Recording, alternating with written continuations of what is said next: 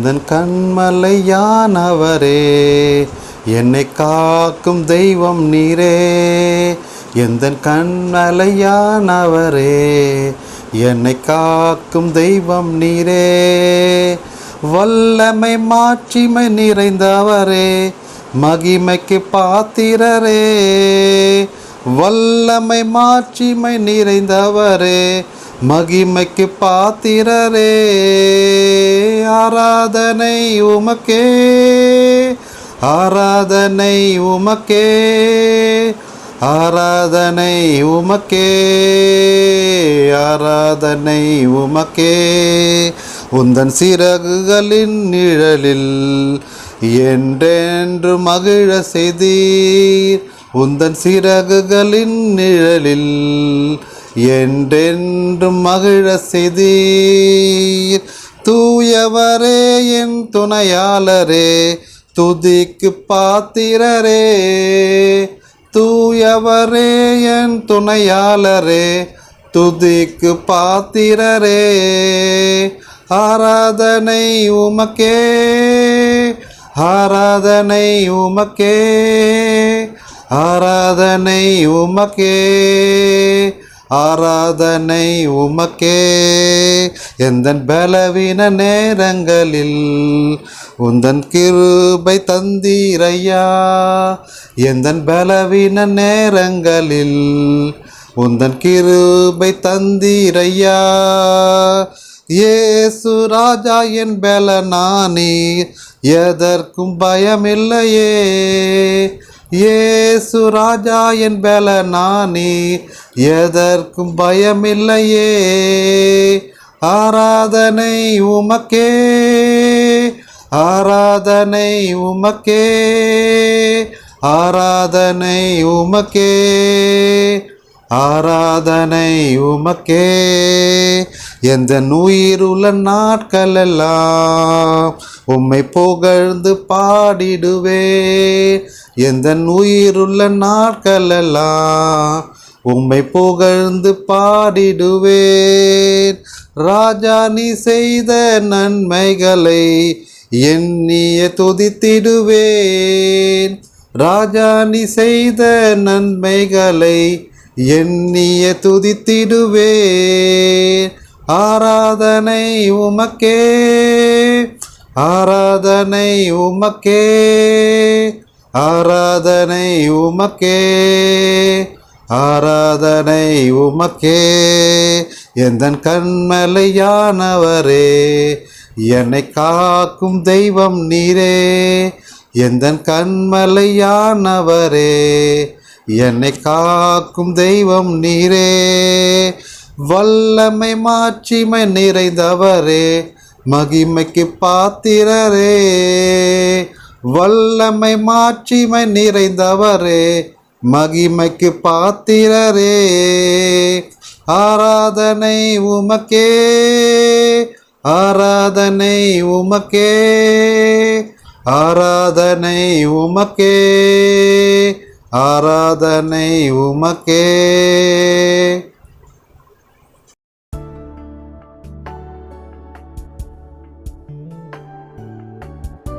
கர்த்தருக்கு ஸ்தோத்திரம்.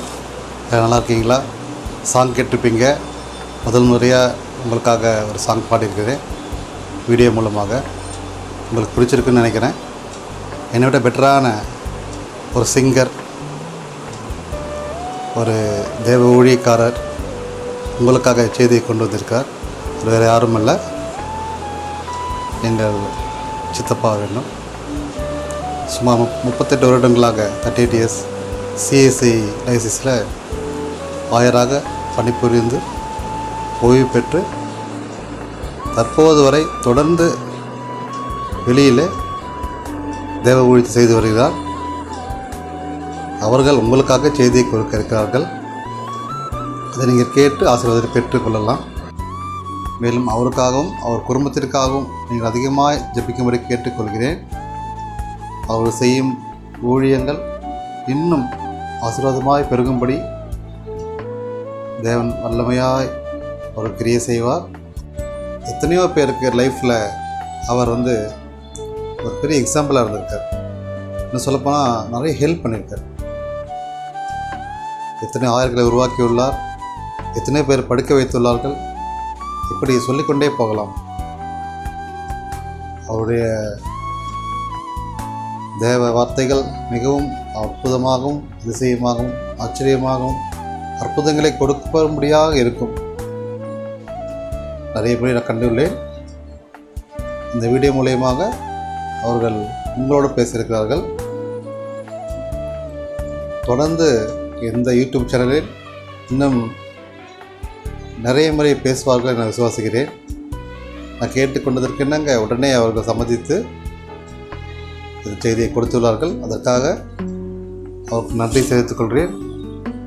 அவருக்கு இன்னும் வல்லமையான ஆசீர்வாதங்கள், பலன், சுகம் பெற்று நின்னால் வாழ்ந்து சுகத்திற்கும்படி ஜெபிக்கிறேன். சொல்லப்போனால் என் குடும்பத்திற்கு ஒரு காட்ஃபாதர் மாதிரி. ஏன் சொல்கிறேன்னா, என் குடும்பத்தில் என் முன்னாள் ஜெனரேஷன், என் நெக்ஸ்ட் ஜெனரேஷன் ஒவ்வொருவருக்கும் திருமணங்களை நடத்தி வைத்தார் முன்னின்று. என்னுடைய மாமா, சித்தப்பா அவர்கள் திருமணம் முன்னின்று நடத்தினார். அதுக்கப்புறம் என்னுடைய திருமணம், என் தம்பி தங்கைகள் திருமணம் நடத்தினார். இதோ இப்போது என் அடுத்த ஜெனரேஷன், என் மகள், என் உறவுகள் எத்தனையோ பேர்கள் நடத்த இருக்கிறார்கள். சொல்லப்போனால் என் பேரன் பேத்திக்கோ நடத்த கர்த்தர் வல்லமை கொடுப்பார் என்று விசுவாசிக்கிறேன். அதுக்காக தான் நான் காட்ஃபாதர்னு சொல்கிறேன். இன்னொரு விஷயம் சொல்லணும்னா, நம்ம அந்த பரிசுத்தம் இந்த வார்த்தையை பற்றி நம்ம பேச இருக்கிறோம். அந்த பரிசுத்தம் இந்த வார்த்தையை ஏசப்பா கொடுக்கும்போது யார் பேசலாம் என்று யோசிக்கும் போது எனக்கு கொடுக்கப்பட்ட ஒரே ஒரு வார்த்தை, ஒரே ஒரு பெயர் சொல்ல வேண்டும்னா அது அவர் தான். ரெவரண்ட் டாக்டர் செக்கப் விவேகானந்தன். அவர் முகம்தான் என் கண்ணில் தெரிஞ்சது. நான் கேட்ட உடனே அவர் அதை செஞ்சு கொடுத்தாரு. ஏன் அதை சொல்கிறேன்னா, ஒரு பரிசுத்தவான் எப்படி வாழ வேண்டும் இருங்கன்றதுக்கு உதாரணமாக அவர் இன்று வரை வாழ்ந்து வருகிறார்கள். இயேசு கிறிஸ்து அவர் இருக்கும்போது அவர் வாழ்ந்த காலங்களிலெல்லாம் அனைவரும் அன்போடும் ஐக்கியத்தோடும் பண்போடும் உதவி செய்து வாழ்ந்தார். அதே போல தான் இவரும் எந்த வித சூழ்நிலை இருந்தாலும் அதே அன்போடும் ஐக்கியத்தோடும் உற்சாகத்தோடும் சந்தோஷத்தோடும் அவர்கள் பழகுவார்கள். அவர்கள் இருக்கிற இடமெல்லாம் சந்தோஷம் பொங்கும். அப்படித்தான் இன்று வரையில் வாழ்ந்து வருகிறார்கள். ஒரு பரிசுத்தமான வாழ்க்கையை தொடர்ந்து தேவ செய்தியை கொடுத்து கொண்டு, தேவ ஊழியத்தை செய்து கொண்டு ஒரு பரிசுத்தமான வாழ்க்கையை வாழ்ந்து கொண்டிருக்கிறார்கள். அவர்களாக சரி, எங்கள் ஆண்டி வசந்தா ஆண்டி அவர்களும் சரி, இருவரும் இணைந்து எத்தனையோ ஊழியர்கள் செய்கிறார்கள், எத்தனையோ உதவி செய்துள்ளார்கள். அதற்காக தேவனுக்கு மகிமை உண்டாவதாக. எத்தனையோ இன்னல்கள் சோதனைகள் மத்தியிலே அவர் பெரிய எழுப்புதலை கொடுத்து, உடல் வலிமை உற்சாகத்தை கொடுத்து இன்று வரையில் தொடர்ந்து அவர் ஊழியத்தை செய்து வருகிறார்கள். அதற்காக கர்த்தருக்கு ஸ்தோத்திரம் பேர் சொல்கிறேன். இன்னும் அதிகமான ஊழியர்கள் செய்யும் நான் வாஞ்சிக்கிறேன். இந்த யூடியூப் சேனலில் கூட இன்னும் நிறைய செய்திகள் அவர் கொடுப்பார் நான் விசுவாசிக்கிறேன். இப்போது அவருடைய செய்தியை கேட்க நாம் ஆயத்தமாகவும். கர்த்தருக்கே மகிமை உண்டாவதாக. ஆமென்.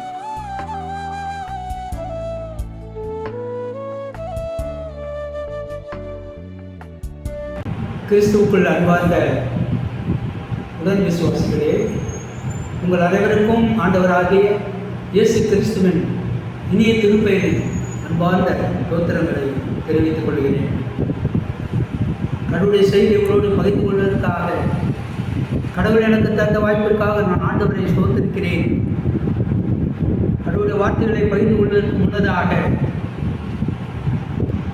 மறைந்த டாக்டர் ஆனந்த் செல்லப்பா அவர்கள் இயற்றிய ஒரு பாடலை உங்களோடு கூட பாட நான் விரும்புகிறேன். பாடல் சங்கீதம் 23 மையமாக வைத்த ஒரு பாடல். கர்த்தரின் மெய்ப்பராய் இருக்கின்றார் தாழ்வடையே, கர்த்தரின் மெய்ப்பராய் இருக்கின்றார் தாழ்வடையே, கர்த்தரின் மெய்ப்பராய் இருக்கின்றார் தாழ்வடையே. கர்த்தரின் மெய்ப்பராய் இருக்கின்றார் தாழ்வடையே. அவர்க்குள்ளுள்ள இடங்களில் மேய்ப்பார் குளிர் நீரோடும் ஊற்றினிலே. அவர்க்குள்ளுள்ள இடங்களில் மேய்ப்பார் குளிர் நீரோடும் ஊற்றினிலே. என்னை கூட்டிச் செல்வார் அங்கு சேர்ப்பார். அவர் காட்டிய வழி செல்வேன், அவர் காட்டிய வழி செல்வேன். கர்த்தரின் மெய்ப்பராய் இருக்கின்றார் தாழ்வடையே. கர்த்தரின் மெய்ப்பராய் இருக்கின்றார் தாழ்வடையே. எந்தன் ஆத்துமம் நிறைந்திடும் வண்ணம் அவர் அன்பின் வழி நடப்பார். எந்தன் ஆத்துமம் நிறைந்திடும் வண்ணம் அவர் அன்பின் வழி நடப்பார். மரண இருள் மூடிடும் வேளை இயேசுவே என்னோடிருப்பார், இயேசுவே என்னோடிருப்பார். கர்த்தரின் மெய்ப்பராய் இருக்கின்றார் தாழ்வடையே. கர்த்தரின் மெய்ப்பராய் இருக்கின்றார் தாழ்வடையே. எந்தன் பகைவர்கள் கண்களின் முன்னே ஒரு பந்தியை ஏற்படுத்தி. எந்தன் பகைவர்கள் கண்களின் முன்னே ஒரு பந்தியை ஏற்படுத்தி. சுக தைலங்கள் கொண்டென்னை தேற்றி அபிஷேகம் செய்திடுவார், அபிஷேகம் செய்திடுவார். கர்த்தரின் மெய்ப்பராய் இருக்கின்றார் தாழ்வடையே. கர்த்தரின் மெய்ப்பராய் இருக்கின்றார் தாழ்வடையே. எந்தன் ஜீவிய காலம் எல்லாம் அவர் கிருபை வரம் பெறுவேன். எந்தன் ஜீவிய காலம் எல்லாம் அவர் கிருபை வரம் பெறுவேன். எந்தன் கர்த்தரின் வானக வீட்டில் என்றென்றும் வாழ்ந்திடுவேன், என்றென்றும் வாழ்ந்திடுவேன். கர்த்தரின் மெய்ப்பராய் இருக்கின்றார் தாழ்வடையே. கர்த்தரின் மெய்ப்பராய் இருக்கின்றார் தாழ்வடையே.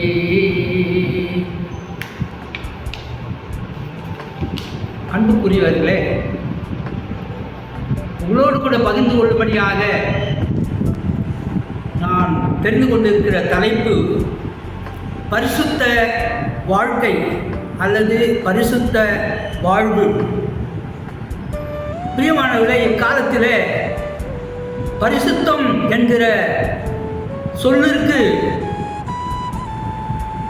அர்த்தமே இல்லாத ஒரு வாழ்க்கையை மனித இனம் வாழ்ந்து கொண்டிருக்கிறது.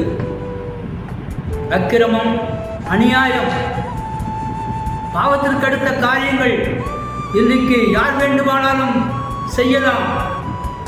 அதை மறைக்கவும் அதை விட்டு ஓடவும் வழிகள் உண்டு என்று மனுஷீக பிரகாரமாக மனிதன் நினைத்து கொண்டிருக்கிறான். பிரியமானவர்களே, இன்னொரு பக்கம் பரிசுத்தமாய் வாழ முடியுமா என்கிற கேள்வி மனித இனத்துக்குள்ளாக எழும்போது இயற்கை.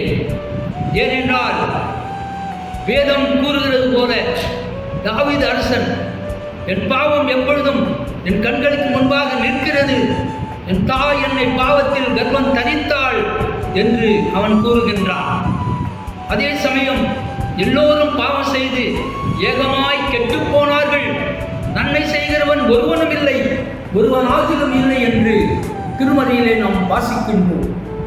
பிரியமானவர்களே, யார் எனக்கு பரிசுத்தத்தை கொடுப்பார்கள், எப்படி பரிசுத்தமாய் வாழ்வது என்கிற அங்கலாய்ப்பு நமக்குள்ளாகவும் இருப்பது இயற்கைதான். ஆனால் எல்லாவற்றையும் முன் உதாரணமாக பரிசுத்தமாக வாழ்ந்து காட்டியவர் நம்முடைய ஆண்டவராகிய இயேசு கிறிஸ்து ஒருவர் மட்டுமே. ஆம் பிரியமானவர்களே, முதல் படைப்பிலே ஆதாம் ஏவாளை ஆண்டவர் படைத்த பொழுது அவர்களை பரிசுத்தமாகத்தான் படைத்தார். அவர்களிலே பாவம் கொஞ்சமும் இல்லை. வேதம் சொல்லுகிறது, ஆதியாகமம் 1ஆம் அதிகாரத்திலே தேவன் அவர்களை ஆணும் பெண்ணுமாக படைத்தார், அவர்களை தேவசாயலாக படைத்தார் என்று மிக தெளிவாக கூறப்பட்டிருக்கிறது. ஆரம்ப காலத்திலே முதல் படைப்பிலே பாவம் என்பதே இல்லை. கடவுளோடு, அந்த பரிசுத்த கடவுளோடு பரிசுத்தமாய் வாழ்கின்ற வாய்ப்பினை கடவுள் கொடுத்தார். ஆனால் புசிக்கக்கூடாது என்று சொன்ன அந்த கனியை அவர்கள் புசித்தபடியினாலே அவர்கள் கீழ்ப்படியாமை என்னும் பாவத்தை முதல் செய்தார்கள். அதனைத் தொடர்ந்து மனித இனத்தையே பாவம் மேற்கொண்டு அநேக பாவங்களின் மேல் பாவங்களை செய்ய ஆரம்பித்து விட்டார்கள். பிதாவாகிய கடவுள் மனஸ்தாபப்பட்டார். மனிதனை படைத்ததற்கு அவர் வேதனைப்பட்டார்.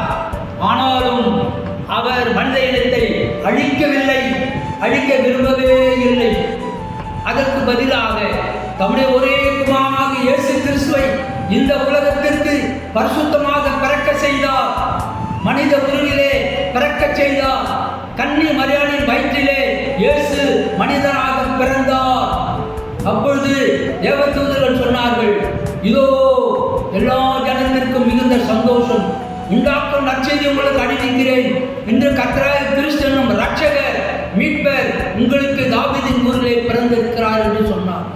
அன்று முதல் இயேசுவானவர் பரிசுத்தமாகவே வாழ்ந்தார். பெற்றோர்களுக்கு கீழ்ப்படிந்தவராக வாழ்ந்தார். ஒரு குறிப்பிட்ட வயது வந்த பிறகு அவர் பிதாவுடைய சித்தத்தை நிறைவேற்ற ஆரம்பித்து விட்டார். வேத பாரும் மத்தியிலே தேவாலயத்துக்கு முன்பதாக அவர் வேத வசனங்களை வியாக்கியானம் செய்தார் என்று சொல்லப்பட்டிருக்கிறது. அந்த அளவிற்கு ஆண்டவர் பழைய ஏற்பாட்டு நூல்களை மனப்பாடம் செய்து வைத்திருந்தார்.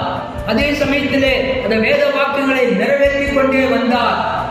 அவர் இந்த உலகத்திலே ஊழியம் செய்து ஆரம்பித்த பொழுது சீடர்களை அழைத்து அவர்களை பக்குவப்படுத்தினார், பயிற்றுவித்தார், அவர்களை அவர் வழிநடத்தினார்.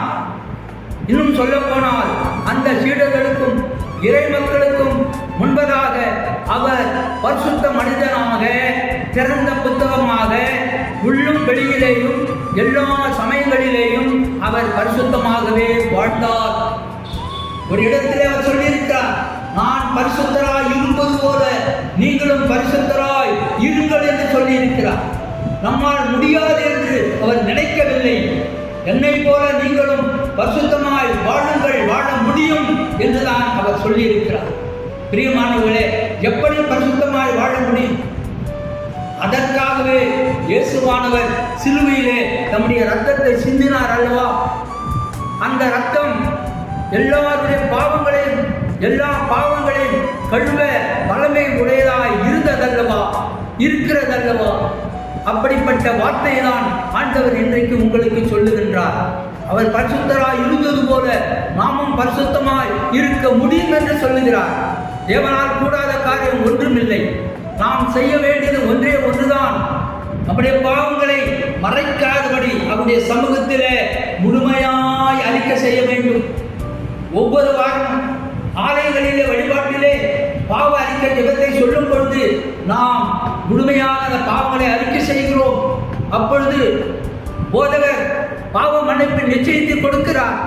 அது உண்மைதான். ஏனென்றால் பாவங்களை மறைக்கிறவன் வாழ்வுடைய மாட்டான், அவைகளை அறிக்கை செய்து விட்டு விடுகிறவனோ இரக்கம் பெறுவான் என்று சொல்லப்பட்டிருக்கிறது. நாம் அறிக்கை செய்தால் அவர் மன்னிக்க தயை உள்ளவராய் இருக்கிறார் என்று வேதம் கூறுகிறது. ஆகவேதான் சங்கீதக்காரன் மீண்டுமாக இன்னொரு சங்கீதத்தில் சொல்லுகிறார், நீர் என்னை கழுவியருளும், அப்பொழுது நான் சுத்தமாவேன். நீர் என்னை சுத்தப்படுத்தலும், அப்பொழுது நான் குறைந்த மழையிலும் வெண்மையாவேன் என்று சொல்லுகிறார்.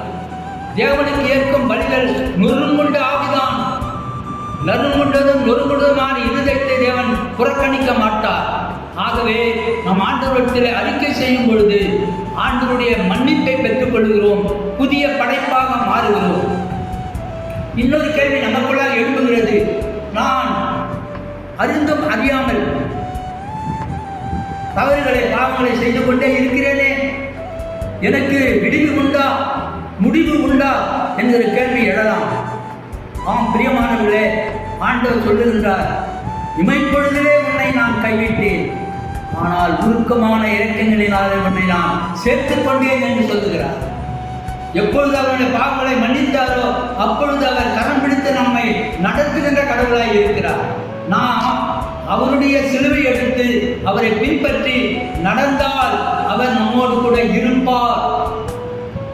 பிரியமானவர்களே, இந்த உலகத்தை பார்த்து பூனை பார்த்து புலியை பார்த்து பூனை சூடு போட்டுக் கொண்டது போல நாம் இருக்கக்கூடாது. மற்றவர்களை பார்த்து அவர்களும் பாவம் செய்கிறார்களே, அவர்கள் நன்றாக இருக்கிறார்களே, சுகபோகமாக இருக்கிறார்களே, உயர்ந்து கொண்டே போகிறார்களே, பொருளாதாரத்திலே உயர்ந்திருக்கிறார்களே என்று நாம் நினைக்கலாம். ஆனால் அதுவல்ல வாழ்க்கை. பிரியமானவர்களே, பணமும் செல்வமும் அழிந்து போகக்கூடிய காலம் வருகிறது. நிச்சயமாக வரும் என்று ஆண்டவர் சொல்லுகிறார். வானமும் பூமி ஒழிந்து போகும், ஆனால் அவருடைய வாக்குகளோ ஒருபோதும் ஒழிவதில்லை. ஆகவே நாம் அவருடைய கரங்களை பற்றி கொண்டு ஒவ்வொரு நாளும் இரவில் படிக்கும் பொழுதும் எழுந்திருக்கும் பொழுதும் ஆண்டவருடைய கரத்திலே, ஆண்டவரே என்னை பாவத்திலிருந்து விடுதலையாக்க வேண்டும், என்னை உங்களுடைய கரம் பிடித்து நடத்தும், பரிசுத்த வாழ்க்கையிலே என்னை நடத்தும் என்று சொல்லி நாம் ஜெபிக்கும் பொழுது ஆண்டவர் நம்மை பரிசுத்தமாய் வாழ செய்கிறார். இறுதியாக ஒரு கருத்தை சொல்லி நான் முடிக்கிறேன். அது என்னவென்று சொன்னால், இயேசுவானவர் மக்களோடு வாழ்ந்தார். அவர் பரிசுத்த மனிதனாக வாழ்ந்து காட்டினார். அது மட்டுமல்ல, மக்களுக்காகவே வாழ்ந்தார். எப்படி எனில், அவர் ஒரு சன்னியாசியை போல மலை மீது ஏறிக்கொண்டு, நான் கடவுளுடைய மைந்தன், என்னை வணங்குங்கள், எனக்கு காணிக்கை போடுங்கள் என்று சொல்லவில்லை. அதற்கு பதிலாக ஏழைகள், திக்கற்றவர்கள், அனாதைகள், விதவைகள், ஒடுக்கப்பட்டவர், நசுக்கப்பட்டவர், இந்த மக்கள் மத்தியிலே வாழ்ந்து அவர்களை உயர்த்தினார். நீங்கள் வாழ்க்கையிலே உயர்ந்து கடவுள் சாயலை பெற்றுக்கொள்ளும் வரையிலே நீங்கள் வாழ்க்கையிலே வளர்ந்து கொண்டே இருக்க வேண்டும். பிரியமானவர்களே, பரிசுத்த வாழ்க்கை என்பது முன்னால் இந்த வாழ்க்கைக்கு மாறுபாடான ஒரு வாழ்க்கையாக இருக்க வேண்டும், மாற்றலான ஒரு வாழ்க்கையாக இருக்க வேண்டும், தொடர்ந்து நடை போட்டுக் கொண்டே இருக்க வேண்டும். பரிசுத்த வாழ்க்கையிலே உயர்வு இருக்க வேண்டும், வளர்ச்சி இருக்க வேண்டும். பின்வாங்குதல், பின்னோக்குதல் இருக்கவே கூடாது. நாம் மரிக்கும் வரையிலே கடவுள் நமக்கு பரிசுத்த வாழ்க்கையை தருவார், தந்து கொண்டிருக்கிறார் என்ற விசுவாசத்திலேயே நாம் முன்னோக்கி செல்ல வேண்டும். அதோடு ஏழை மக்களையும் அந்த பரிசுத்த வாழ்க்கைக்குள்ளாக வழிநடத்த வேண்டும். அப்படிப்பட்ட வாழ்க்கையை வாழ எல்லாம் வல்ல ஆண்டவராக இயேசு கிறிஸ்து அருள் புரிவாராக. ஆமென். ஆண்டவராக இயேசுவின் கிருபையும் கடவுளின் அன்பும் பரிசுத்தாவின் ஐக்கியமும் நம் அனைவரோடும் என்றும் என்றும் சதா காலங்களிலும் நிலைத்திருப்பதாக. ஆமென்.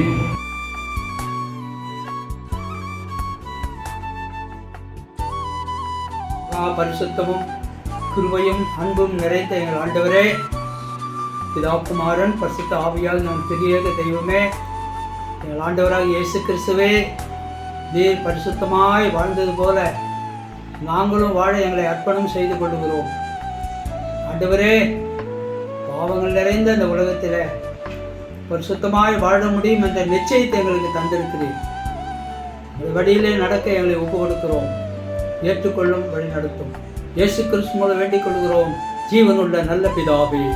ஆமென்.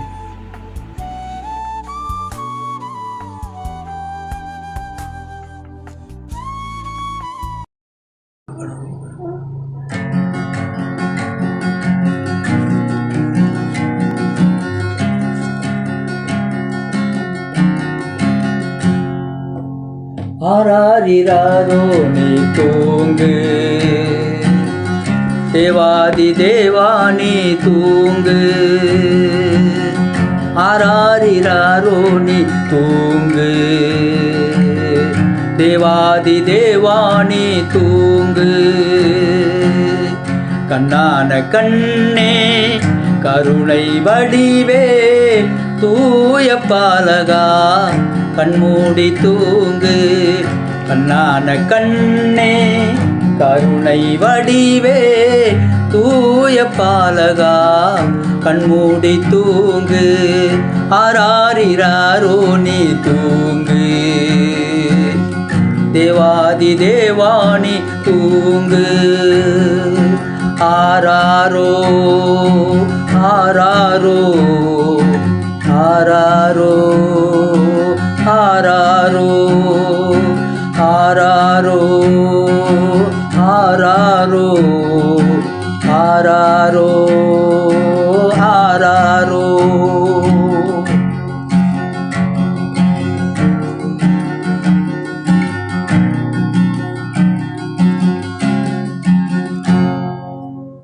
கடும் குளிர் காற்று உன்னை வருத்துதோ, புல்லனை மஞ்சம் துயிலினை கெடுத்ததோ. கடும் குளிர் காற்று உன்னை வருத்துதோ, புல்லனை மஞ்சம் துயிலினை கெடுத்ததோ. தீமையை ஒழித்திட வாழ்வினை அழித்திட வானக மன்னவா புவியினில் வந்தாயோ. தீமையை ஒழித்திட வாழ்வினை அழித்திட வானக மன்னவா புவியினில் வந்தாயோ. வானக மன்னவா புவியினில் வந்தாயோ. ஆராரிராரோ நீ தூங்கு. தேவாதி தேவானி தூங்கு. ஆராரோ ஆராரோ ஆராரோ ஆராரோ.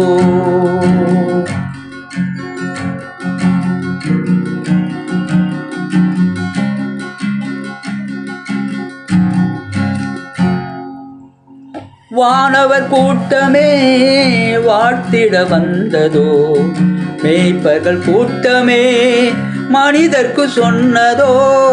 வானவர் கூட்டமே வாழ்த்திட வந்ததோ, மேய்ப்பர்கள் கூட்டமே மனிதர்க்கு சொன்னதோ.